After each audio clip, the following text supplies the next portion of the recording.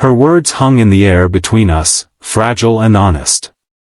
"I've never been kissed," she whispered, eyes cast downward as the sunset painted her face in golden hues. In that moment, everything changed, for her, for me, for my daughter who had brought this extraordinary woman into our broken little world. My name is Daniel Parker, and this is the story of how I found love again when I'd stopped believing it was possible. If you're enjoying this story, please hit that like button and subscribe to the channel for more heartfelt stories that remind us all that second chances are always possible, no matter how impossible they seem. I still remember the day I became both mother and father to my daughter Lily. The hospital room, sterile and cold, as the doctor delivered the news that my wife hadn't survived childbirth complications. I held my newborn daughter, her tiny fingers wrapped around mine, while my world collapsed around me. How could I raise this perfect little human alone? How could I be enough? The first years were a blur of sleepless nights, formula measurements, and desperate prayers that I wasn't failing her. I'd talk to Emma's photograph every night, telling her about Lily's first smile, her first steps, begging for guidance I knew would never come. My parents helped when they could, but they lived 3 states away. Friends drifted as I became consumed with fatherhood. Dating wasn't even a consideration. How could I think about my heart when Lily's needed all my attention? By the time Lily turned 7, we had our routine down. I worked from home as a graphic designer, which allowed me to be there for school drop-offs and pickups. Weekends were sacred, museum visits, park adventures, baking disasters that always ended in laughter. We were a team, Lily and me, and I convinced myself it was enough. Then came the parent-teacher conference that changed everything. "Mr. Parker, I'm Ms. Olivia Bennett," she said, extending her hand across her desk. I'd expected an older woman, not someone roughly my age with kind eyes and a smile that made the classroom feel warmer somehow. "Lily talks about you constantly," I said, immediately regretting how awkward it sounded. Ms. Bennett laughed. "And she talks about you constantly too.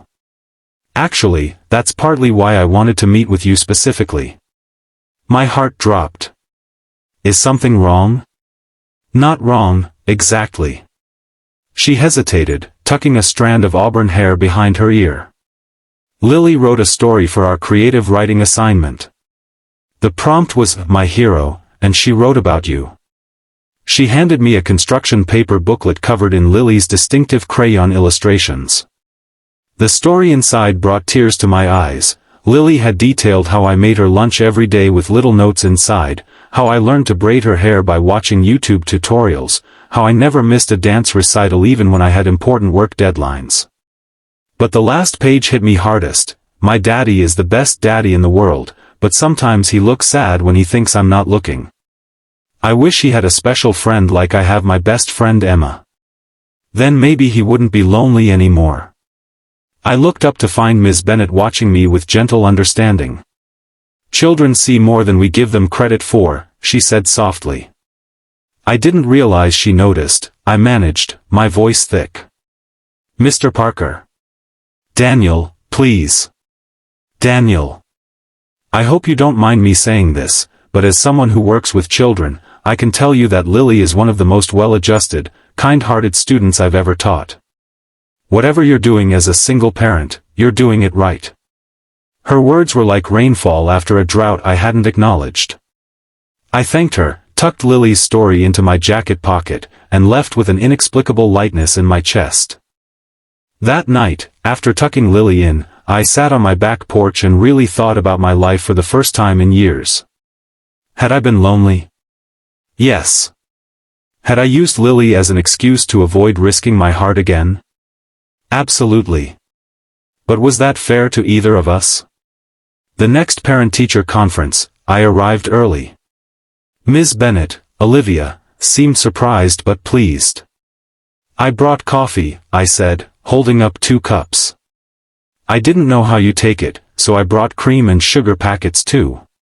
"Black is perfect, actually," she said, accepting the cup with a smile that made me feel like I'd accomplished something significant. We talked about Lily's progress, but somehow the conversation drifted to books we'd both read, movies we'd seen, the small town we both loved. When our time was up, I found myself reluctant to leave. "There's a book fair at the library this weekend," she mentioned as I gathered my things. "Lily might enjoy it. Would you be there?" The question slipped out before I could stop it. A slight blush colored her cheeks. "I'm volunteering at the Children's Reading Corner on Saturday afternoon." "Then we'll definitely be there." Lily was ecstatic when I told her we'd be going to the book fair, even more so when she learned Ms. Bennet would be there. She insisted on wearing her favorite dress and asked me 3 times if my shirt was nice enough. At the fair, Lily immediately spotted her teacher and dragged me over. Watching Olivia read to a circle of enraptured children, her voice changing for each character, her face animated with joy, I felt something shift inside me.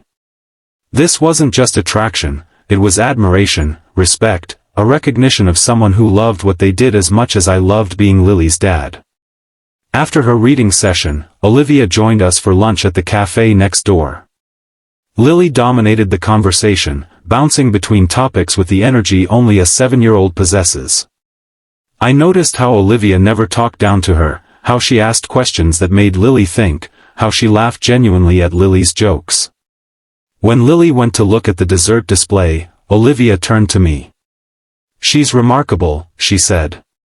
"You've done an amazing job with her." "Some days I have no idea what I'm doing," I admitted. "I think that's the universal parenting experience," she replied with a smile. "Even for those of us who just borrow other people's children for the school day. Do you want children of your own someday?" I asked, then immediately backpedaled. "I'm sorry, that's too personal." "No, it's fine." She stirred her tea thoughtfully. "I do. Very much. But life hasn't worked out that way yet." There was something in her voice, a quiet longing that resonated with my own. Over the next few months, Olivia became a regular part of our lives. She joined us for movie nights, helped Lily with a science project that was beyond my artistic abilities, and somehow slipped into our routine as if she'd always been there. Lily adored her, and I found myself looking forward to our conversations after Lily went to bed, talking late into the night about everything and nothing. I hadn't dated since Emma died. I didn't know how anymore. But I knew I wanted Olivia in my life as more than just Lily's teacher, more than just a friend. One evening in spring, after Lily had gone to a sleepover at her grandparents', I invited Olivia over for dinner. I spent the day cleaning the house, preparing her favorite pasta dish, and fighting waves of anxiety. When she arrived, wearing a simple blue dress I hadn't seen before, I nearly forgot how to speak. We ate on the back porch, watching fireflies emerge as dusk settled. The conversation flowed easily as always, but there was a new undercurrent of tension, the good kind that comes from unspoken possibilities. As we cleared the dishes, our hands brushed, and I found the courage to hold hers. She looked up at me, those kind eyes now filled with something vulnerable and hopeful. "Olivia, I need to tell you something," I said, my heart hammering. "These past few months with you have been the happiest I've had in years. You've brought something back to life in me that I thought was gone forever." She squeezed my hand but remained silent, waiting. "I'm falling in love with you," I continued, the words both terrifying and freeing. "And I think Lily is too, in her own way. But I understand if that's too complicated, if being involved with a student's parent crosses a line for you." "Daniel," she said softly, "I crossed that line in my heart months ago." I moved closer, drawn by the gravity between us. But as I leaned in, she placed a gentle hand on my chest, stopping me. "There's something you should know," she whispered, her voice trembling slightly. I've never been kissed." I pulled back, surprised. Olivia was beautiful, intelligent, kind. How was this possible? Reading my expression, she continued, "I grew up very sheltered. Religious family, all-girls school. Then college was all about academics for me. After that, I threw myself into teaching." She looked away. The years passed, and it became this thing. This secret that felt bigger and more embarrassing with time. The longer it went on, the harder it was to explain to anyone. "Olivia," I said, gently turning her face back to mine. "Thank you for trusting me with that. You don't think it's strange? That there's something wrong with me? I think you waited for the right moment, the right person. And if you want that person to be me, I'd be honored." The vulnerability in her eyes nearly undid me. "I do," she whispered. "I want it to be you." Under the porch lights, with fireflies dancing around us, I cradled her face in my hands and kissed her, softly, reverently, as if she were the most precious thing in the world. Because to me, she was becoming exactly that. When we parted, her eyes remained closed for a moment, a smile spreading across her face. "That was worth waiting for," she said. That night marked the beginning of our journey together, not just Olivia and me, but the three of us forging a new kind of family. It wasn't always smooth. Lily had moments of confusion, wondering if loving Olivia meant betraying the mother she'd never known. Olivia struggled with her role, wanting to support Lily without overstepping. And I battled guilt that sometimes ambushed me in quiet moments. Was I replacing Emma? Was that wrong? We faced these challenges together, with honesty and patience. I took Lily to Emma's grave, explaining that love doesn't divide like math, it multiplies. That her mother would want us both to be happy. Olivia suggested we create a special memory box for Emma, where Lily could keep mementos and write letters anytime she wanted to feel connected to her mother. 6 months into our relationship, I took Olivia to my favorite spot by the lake at sunset. Lily had helped me plan everything, the picnic, the flowers, even the music playing softly from a portable speaker. "What's all this for?" Olivia asked, smiling as I spread out the blanket. "Because we love you," came Lily's voice as she emerged from behind a tree where she'd been hiding, holding a small box. Olivia's hand flew to her mouth as I took the box from Lily and knelt before her. "Olivia Bennett, you came into our lives when we didn't even know we were incomplete. You've taught Lily about constellations and poetry and how to stand up for herself. You've taught me how to open my heart again, how to trust in second chances." My voice cracked. "We would be honored if you would officially become part of our family." I opened the box to reveal a ring, not a traditional diamond, but a sapphire surrounded by smaller stones. "The blue is for new beginnings," Lily explained importantly. "And the little stones are us, surrounding you with love." Tears streamed down Olivia's face as she nodded, unable to speak. Lily threw her arms around both of us, and there in the fading light, our family was made whole. Our wedding was small and perfect.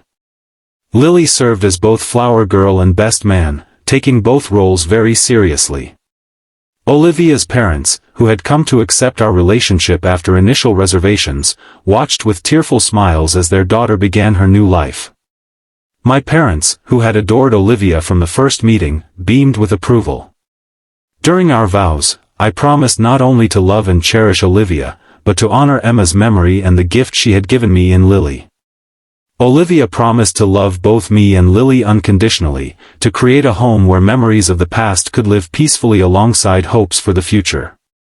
That night, after Lily had fallen asleep between us on the couch during our family movie night, a tradition we'd maintained even on our wedding day, Olivia turned to me with wonder in her eyes. "Did you ever imagine we'd end up here?" she asked. "That day in the classroom when we first met?"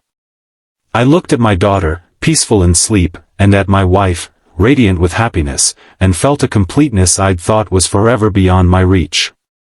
"No," I admitted. "But I'm grateful every day that life had bigger plans than I could imagine." Olivia leaned over Lily to kiss me softly. "From never been kissed to never been happier," she whispered. "Thank you for waiting for me, even when you didn't know you were waiting. Life isn't perfect. We still have challenges, Olivia's transition from teacher to stepmother, my occasional struggles with letting go of control, Lily's navigation of growing up with a blended family. But we face each day together, with love as our foundation and gratitude as our guide. I've learned that hearts don't break beyond repair, that love can find you when you've stopped looking, that family isn't defined by blood but by choice, by commitment, by showing up every day for each other. And sometimes, the most beautiful love stories begin with the simplest, most honest words, "I've never been kissed." If this story touched your heart, please like this video and subscribe to our channel. Remember that love often finds us in unexpected ways, and it's never too late for a new beginning. Share in the comments your own stories of finding love when you least expected it, because every love story deserves to be told.